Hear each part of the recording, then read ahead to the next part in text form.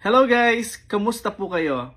Maganda po ang topic natin ngayon at regarding po ito sa mga mahihilig mag-live at doon po sa mga nagpaplano pa lang na mag-live. Aware naman po siguro kayo na napakadami na po na nagkaroon ng violations o yung mga na-demonetize ang account dahil po sa pagla-live. Andyan po yung dahil lang po sa stickers na demonetize po ang account at recently po is na-content ko na po yan. Eto lang po ang sasabihin ko sa inyo. Huwag po kayong matakot. Huwag po kayong kabahan o mabahala.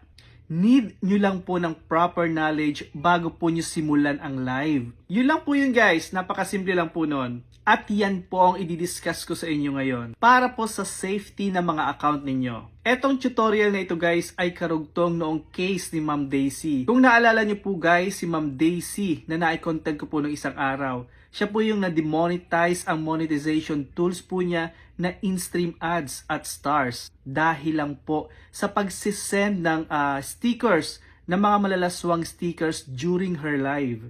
Which is nakakalungkot po talaga yung nangyari sa kanya guys. I suggest na patapusin niyo po ang video na ito para po sa safety ng mga account ninyo during your live. At kay Ma'am Daisy po, gaya po ng promise ko po sa inyo, para sa inyo po ang tutorial na ito. At para na rin po doon sa mga nagbabalak palang mag-live at yung mga mahihiling mag-live. Para po sa protection ninyo ito.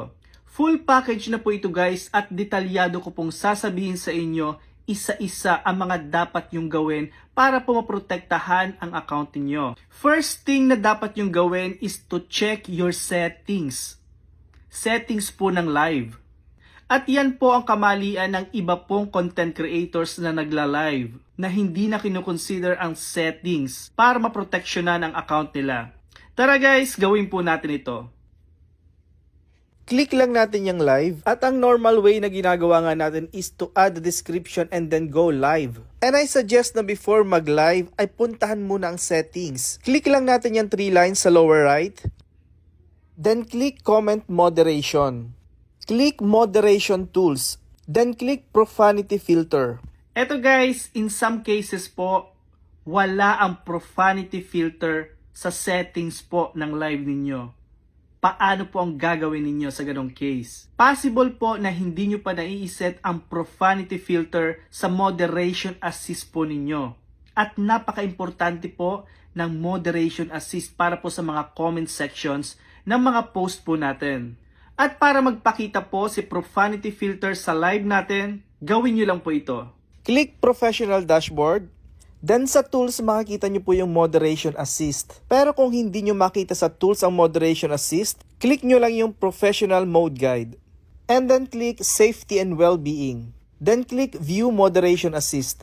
At eto guys, yung comment contains profanity. Kailangan po dito sa moderation assist ay naka-add yan sa inyo para mag-appear din sa settings ng live kung wala pa kayo. At may tutorial po ako nito kung paano i-add ang mga criteria sa moderation assist.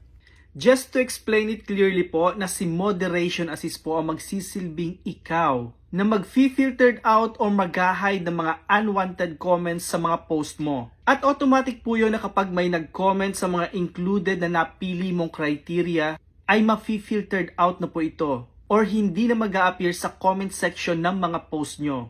At para po doon sa mga hindi pa nakaset ang moderation assist po nila, please lang po na pakiset na po.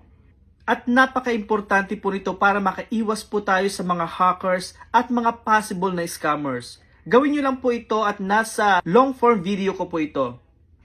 At once na naiset nyo na po or nai-add nyo na ang profanity filter, pwede na po kayong bumalik sa settings ng live. Tara guys, balik po tayo sa settings ng live. Click lang natin yung live. Click lang natin yung 3 lines sa lower right. Then click comment moderation. Click moderation tools. Then click profanity filter. Para sa mga unwanted comments or yung mga di ka nice na comments na against sa community standards, i-click nyo lang po yung strong.